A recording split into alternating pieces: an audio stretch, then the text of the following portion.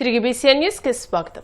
రాయలసీమ, నెల్లూరు, ప్రకాశం జిల్లాలకు సంజీవని లాంటి Rayalaseema lift irrigation ప్రాజెక్టును ఎట్టి పరిస్థితుల్లోనూ తిరిగి ప్రారంభించాల్సిందేనని, ఈ ప్రాంత ప్రయోజనాలను తాకట్టు పెట్టేలాగా రేవంత్ రెడ్డితో చేసుకున్న రహస్య ఒప్పందాన్ని సీఎం చంద్రబాబు రద్దు చేసుకోవాల్సిందేనని మాజీ మంత్రి కాకాని గోవర్ధన్ రెడ్డి డిమాండ్ చేశారు.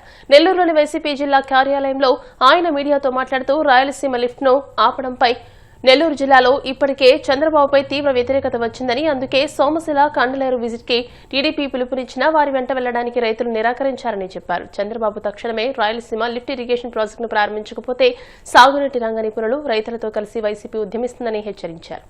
చంద్రబాబు నాయుడు తెలంగాణతో ఒక రహస్య ఒప్పందం కుదుర్చుకొని రాయలసీమకి, నెల్లూరు ప్రాంతానికి, కొంత ఒంగోలు ప్రాంతానికి తీరని అన్యాయం, ద్రోహం చేస్తూ ఒక పక్క రైతులు తీవ్రంగా కలత చెంది నష్టపోతున్నాము అని ఆవేదన కలుగుతుంటే వాళ్ళని ఒక హేయమైనటువంటి రీతిలో, అవమానకరమైనటువంటి రీతిలో అమర్యాదగా మాట్లాడడం అనేటువంటిది ఇది రైతులకి పుండు మీద కారం పూసినట్టుగా వాళ్ళని మరింత బాధించేటువంటి పరిస్థితి ఏర్పడింది. ఇప్పటికే చంద్రబాబు అనేటువంటి వాడు తీసుకున్నటువంటి నిర్ణయంతో చంద్రబాబు నాయుడుకి సంబంధించినటువంటి అనుకూల మీడియా కానీ, చంద్రబాబు నాయుడు ఉసుగొలిపేటువంటి చెంచాలు అన్నామా, ఊరకొక్కలు అన్నామా, ఎవడైనా సరే ఎవరు ఎన్ని రకాలుగా మాట్లాడినా చంద్రబాబు అనేటువంటి వాడు రైతుల దృష్టిలో, ప్రజల దృష్టిలో చరిత్రహీనుడిగా ఈరోజు మిగిలిపోయినటువంటి పరిస్థితి రాయలసీమ లిఫ్ట్ ఇరిగేషన్కి సంబంధించి ప్రతి ఒక్కరు మాట్లాడుతున్నారు. ఈరోజు చంద్రబాబు నాయుడు స్వార్థంతో రాష్ట్ర ప్రజల ప్రయోజనాలను తాకట్టు పెట్టాడు. చంద్రబాబు నాయుడికి రైతాంగ ప్రయోజనం, ప్రజల ప్రయోజనాలు పట్టవు. తన స్వార్థ ప్రయోజనాలు తప్ప వేరే ఒకటి గురించి ఆలోచన చేయడు. కాబట్టి చంద్రబాబు అనేటువంటి వాడు రైతుల దృష్టిలో ఆయన క్యారెక్టర్ ఏంటి అంటే విలన్గా మారిపోయాడు. చంద్రబాబు నాయుడు అనేటువంటి వాడు రైతులకు ఏ రోజు కూడా న్యాయం చేసేటువంటి పరిస్థితి ఉండదు. అందులో భాగంగా ఈ రోజు కూడా చంద్రబాబు నాయుడు రైతుల గురించి ఆలోచన చేయకుండా, రైతులకు న్యాయం చేయకుండా, రైతులకు హాని తలపెట్టేటువంటి విధంగా ప్రవర్తిస్తున్నాడు అని చెప్పి ఈరోజు చెప్పేటువంటి పరిస్థితి. ఇవన్నీ పక్కన పెడదాం. మీరు మాట్లాడేటువంటి రకరకాలైనటువంటి మాటలు మాట్లాడుతున్నారు. జగన్మోహన్ రెడ్డి గారిని తోలనాడుతున్నారు, రకరకాలుగా దూషిస్తున్నారు.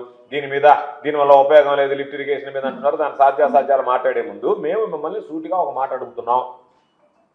దానికి మీరు ఎవ్వరూ సమాధానం చెప్పడం వల్ల దాట వేస్తున్నారు. మేము మిమ్మల్ని సూటిగా అడిగేటువంటి సమాధానం, మీరు ఆ కారణాలు ఈ కారణాలన్నీ డైవర్షన్ పాలిటిక్స్ వద్దు. Straight question. తెలంగాణ ముఖ్యమంత్రి తెలంగాణ అసెంబ్లీని వేదికగా చేసుకొని నేను చంద్రబాబు నాయుడు గారితో ఇండోర్ మీటింగ్లో మాట్లాడి రాయలసీమ ఎత్తిపోతల పథకాన్ని ముందుకు తీసుకువెళ్లకుండా ఆపించాను, అడ్డుకున్నాను, చంద్రబాబు నాయుడుని ఒప్పించాను. దాని ద్వారా చంద్రబాబు నాయుడు ఒప్పుకున్నాడు. రాయలసీమ ఎత్తిపోతల పథకం నిలిచిపోయింది. దాన్ని నిలిపివేయడానికి నేను చేసినటువంటి ప్రయత్నం చంద్రబాబు నాయుడు ద్వారా సాధ్యపడింది. మనం అనుకున్నటువంటిది ఆంధ్ర ప్రాంతానికి, రాయలసీమ, నెల్లూరు ప్రాంతాలకు సంబంధించి ఈ రాయలసీమ లిఫ్ట్ ఇరిగేషన్ ద్వారా నీళ్లు ఇవ్వకూడదు అని నేను చేసినటువంటి ప్రయత్నం చంద్రబాబు నాయుడు ద్వారా ఫలించింది అని చెప్పి ఈరోజు సాక్షాత్తు తెలంగాణ ముఖ్యమంత్రి రేవంత్ రెడ్డి గారు తెలంగాణ అసెంబ్లీ వేదికగా మాట్లాడడం జరిగింది. అయితే ఈరోజు దాని మీద ఏదైతే ఆయన మాట్లాడాడో దాని మీద అప్పటికే మాకు అనేక రకాలైనటువంటి అనుమానాలు ఉన్నాయి. జగన్మోహన్ రెడ్డి గారి దగ్గర నుంచి అనేక సందర్భాల్లో రాయలసీమ లిఫ్ట్ ఇరిగేషన్ ఒక పద్ధతి ప్రకారం దాన్ని నిర్వీర్యం చేస్తూ రాయలసీమ ప్రాంతంతో పాటు నెల్లూరు ప్రాంతాన్ని కూడా చంద్రబాబు నాయుడు తీరని అన్యాయం చేస్తున్నాడు అని చెప్పి మాట్లాడడం జరిగింది. అయితే ఈ రహస్య ఒప్పందం జరిగిందనేటువంటి విషయం వెలుగులోకి వచ్చిన తర్వాత దాని గురించి మీరు మాట్లాడలేకపోతున్నారు.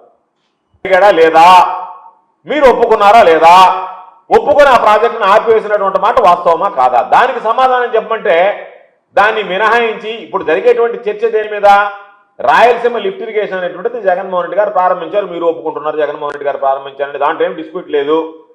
ఈరోజు మీరు నిలిపేశారు. ఎందుకు నిలిపేశారంటే రకరకాలైనటువంటి సాంకేతిక కారణాలు చెప్తున్నారు. అది కాదు కావాల్సింది. రేవంత్ రెడ్డి అసెంబ్లీలో నేను మాట్లాడి చంద్రబాబు నాయుడు ఒప్పించాను, ఆ ప్రాజెక్టు ముందుకు వెళ్లకుండా అడ్డుకున్నాను అని. అది అవునా కాదా? నీతో మాట్లాడాడు లేదా? నీతో మాట్లాడిన తర్వాత మీరు ఆపేశారా లేదా? దాని గురించి మాట్లాడంటారా నాయన అని అంటే దాన్ని పక్కన పెట్టి రకరకాలైనటువంటివన్నీ ఏదేదో మాట్లాడి మసిపూసి మారేడుకాయ చేసేటువంటి పరిస్థితి. మేము అనుకున్నాం చంద్రబాబు నాయుడు దీని మీద సీరియస్గా తెలంగాణ ముఖ్యమంత్రి చెప్పినటువంటి మాటలను ఖండిస్తాడు, దీని మీద ఇది జరగలేదని చెప్పి రైతులకు వివరణ ఇస్తాడు అంటే చంద్రబాబు నాయుడు దాని జోలికి పోవడంలే. ఒక విధంగా చూస్తే రేవంత్ రెడ్డి చెప్పింది కరెక్టే కదా అన్నట్టుగా మాట్లాడుతున్నాడు చంద్రబాబు. ఏముంది దాన్ని ఆపినందువల్ల నష్టం? లేకపోతే ఏముంది?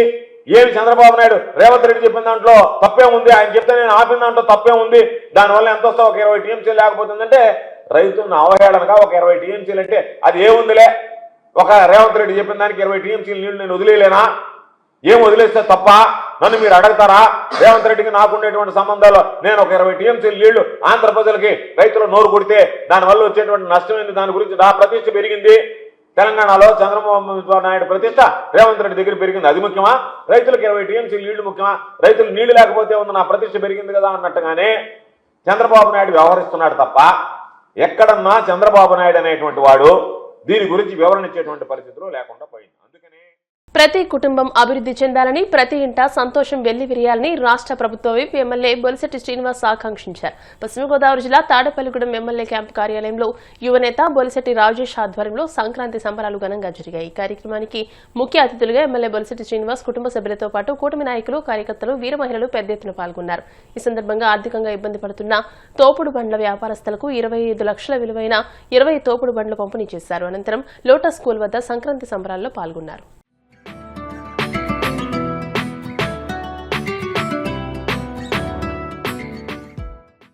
తాడేపల్లిగూడెం ఎమ్మెల్యే మన బొలిశెట్టి శ్రీనివాస్ గారు నేను ఎప్పుడూ చెప్తూ ఉంటాను, మరొకసారి మీ అందరికీ చెప్తా ఉన్నాను, ఎప్పుడు నిరంతరం నేను ఎవరికైనా హెల్ప్ అయితే హెల్ప్ చేసి పంపించాలి అనుకునే మనసుతో మాత్రమే ఆలోచిస్తూ ఉంటారు. అందులో భాగంగానే ఈ పండగకి మన ఇంట్లో పండుగ చేసుకోవడం కాదు, ఖచ్చితంగా మనల్ని నమ్ముకున్న ప్రతి ఒక్కరికి ఎంతో కొంత మనం సహకరించి వారికి వాళ్ళ ఇంట్లో కూడా మన పేరు చెప్తే నవ్వు వచ్చే విధంగా ఆయన ఎప్పుడు కష్టపడి పని చేయాలనుకుంటారు, అలాగే చేస్తున్నారని చెప్పేసి మీరు అందరూ నమ్ముతున్నారని కూడా నేను నమ్ముతూ ఉన్నాను. అందులో ఆ విధంగానే ఆలోచిస్తూ ఈ రోజున మరి చిరు వ్యాపారస్తులు ఏదైతే వాళ్ళ దీని మీద వాళ్ళు మొత్తం ఆ కుటుంబం అంతా ఆధారపడిన పరిస్థితులు ఉన్న కొన్ని కుటుంబాలు ఉన్నాయి. నిజంగా కూడా ఆ తోపుడు బళ్ళు కూడా లేక ఇబ్బంది పడుతున్న వాళ్ళు ఎవరైతే ఉన్నారో వాళ్ళని మన లీడర్స్ కొంచెం వాళ్ళందరినీ ఎన్నుకుని ఎక్కడ ఉన్నారో తెలుసుకుని వాళ్ళందరూ ఇచ్చిన లిస్టు ప్రకారం ఇవాళ వారికి కూడా మనం ఇవాళ అందజేయడం జరుగుతూ ఉంది. అలాగే జన సైనికుల వాళ్ళందరినీ కూడా ఆయన నా సొంత కుటుంబం అనుకునే వారందరికీ నిన్న పిలిచి ఆయన పెట్టిన బట్టలు పెట్టిన ఇంకోటి పెట్టినా ఏది పెట్టినా కూడా ఖచ్చితంగా ఈ సంక్రాంతి ప్రతి ఒక్కరింట్లోనూ కూడా బాగుండాలి అని ఆకాంక్షిస్తూనే ఆయన మన ఊర్లోకి బస్సులు రాకపోతే కూడా దాన్ని బయట ఎక్కడో హైవే మీద వదిలేసి వెళ్ళిపోతున్న పరిస్థితిని మార్చాలని చెప్పి అప్పటికప్పుడు మొత్తం ట్రావెలర్స్ అందరితో మాట్లాడి బస్సులన్నీ కూడా లోపలికి వచ్చే విధంగా రోడ్లన్నింటినీ ఏర్పాటు చేసి ప్రతి ఒక్కరూ సంక్రాంతికి వస్తున్నారు అంటే అది ఖచ్చితంగా మన ఊరు మధ్యలో సెంటర్లో దిగి వాళ్ళ ఇంటికి చేరుకునే విధంగా కూడా ఆయన చేసిన ఏర్పాట్లు చూడొచ్చు మీరందరూ. ఇవన్నీ కూడా కేవలం ఆయనకి పట్టుదల కృషి ఏంటంటే ఆయన నన్ను ఇంత మెజారిటీతో గెలిపించిన తాడేపల్లిగూడెం పట్టిన ప్రజలందరికీ కూడా నేను ఏదో ఒకటి చేసి రుణం తీర్చుకోవాలనే తపనతోనే ఆయన ఎప్పుడూ కష్టపడుతూ ఉంటాడు. అందులో భాగంగానే ఇవన్నీ చేస్తూ ఉంటారు. మీరందరూ కూడా ఆయన్ని మీరు మా ఇంటి బిడ్డ అనుకుని మీరందరూ కూడా ఆశీర్వదిస్తారని చెప్పేసి. సంక్రాంతి పర్వదినం సందర్భంగా సింహాచలం అపూర్వ వైభవంతో దర్శనమిచ్చింది. ధనుర్మాస పుణ్యకాలంలో సంక్రాంతి పర్వదినాన్ని పురస్కరించుకుని నిర్వహించిన భోగి వేడుకలు భక్తుల మనసులను పరవశింపజేశాయి. ఎక్కువజాము నుండే నీలిమేఘంలా భక్తుల ప్రవాహం సింహగిరిని కమ్మేయడంతో ఆలయ ప్రాంగణమంతా గోవిందా గోవిందా అనే నామస్మరణతో మారుమోగింది. సింహగిరిపై గ్రామీణ వైభవం పట్నం వాసులకు పల్లెటూరి మాధుర్యాన్ని పరిచయం చేసేలా ఆలయ అధికారులు చేసిన ఏర్పాట్లు భక్తులను మంత్రముగ్ధులను చేశాయి. వరికుప్పలు, గడ్డిమేటలు, చెరుకుగడలు, పూరి గుడిసెలు, ఎడ్లబండ్లు, కుమ్మరి కళా ప్రదర్శనలు, గంగిరెద్దుల విన్యాసాలు, తప్పెటగుళ్ల మోత, జంగమదేవరల దీవెనలు, హరిదాసుల కీర్తనలు ఇవన్నీ కలిసి సింహగిరిని అచ్చమైన పల్లెటూరులా మార్చాయి. రంగురంగుల రంగవల్లికలు, ముత్యాల ముగ్గులతో ఆలయ ప్రాంగణమంతా వైకుంఠాన్ని తలపించింది.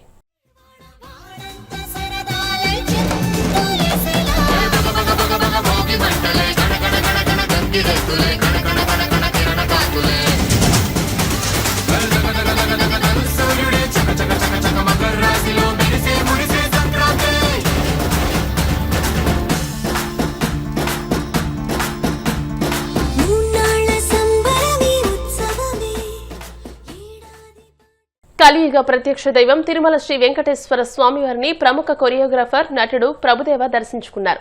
వీఐపీ విరామ దర్శన సమయంలో స్వామివారి సేవలో పాల్గొని మొక్కులు చెల్లించుకున్నారు. దర్శనానంతరం వీరికి రంగనాయకుల మండపంలో వేద పండితులు వేద ఆశీర్వచనం అందించగా ఆలయ అధికారులు స్వామివారి తీర్థ ప్రసాదాలు అందజేసి పట్టువస్త్రంతో సత్కరించారు.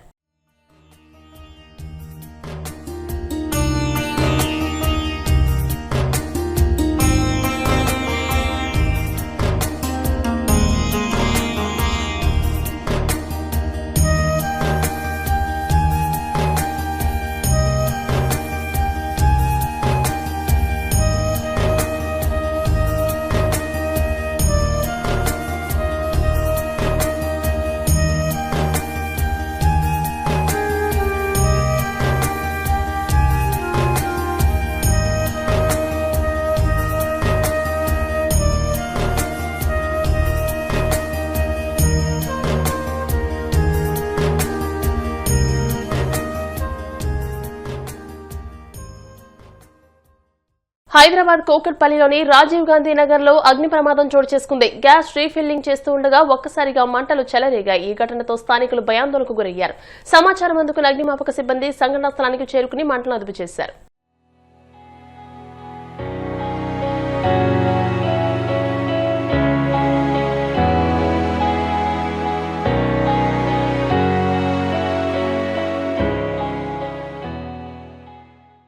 వార్తలు ముగించే ముందు ముఖ్యాంశాలు మరోసారి. మాజీ ఎమ్మెల్యే భూపతిరాజు లక్ష్మీ నరసరాజు వెంకాయమ్మ జీవిత చరిత్ర పుస్తకాన్ని ఆవిష్కరించిన కేంద్ర మంత్రి శ్రీనివాస వర్మ లక్ష్మీ నరసరాజు కుటుంబ సభ్యులకు సత్కారం. అన్నదమ్ముల్లా ఉండాల్సిన ఏపీ తెలంగాణ ప్రజల మధ్య స్వార్థ రాజకీయాల కోసం బీఆర్ఎస్ నేతలతో కలిసి జగన్ చిచ్చు పెడుతున్నారు. మండిపడ్డ బీసీ సంక్షేమ శాఖ మంత్రి సవిత. తక్షణమే రాయలసీమ లిఫ్ట్ ఇరిగేషన్ ప్రాజెక్టును ప్రారంభించకపోతే సాగునీటి రంగ నిపుణులు రైతులతో కలిసి వైసీపీ ఉద్యమిస్తుంది. మాజీ మంత్రి కాకాని హెచ్చరిక. తిరుమల శ్రీవారిని దర్శించుకున్న ప్రముఖ కొరియోగ్రాఫర్ నటుడు ప్రభుదేవ ఆలయ మర్యాదలతో స్వాగతం పలికిన అధికారులు. ఈ వార్తలు ఇంతటితో సమాప్తం. మరిన్ని వార్తల కోసం BCN digital YouTube channel, Facebook page ని ఫాలో అవ్వండి. అప్డేటెడ్ వార్తల కోసం ప్లీజ్ సబ్స్క్రైబ్.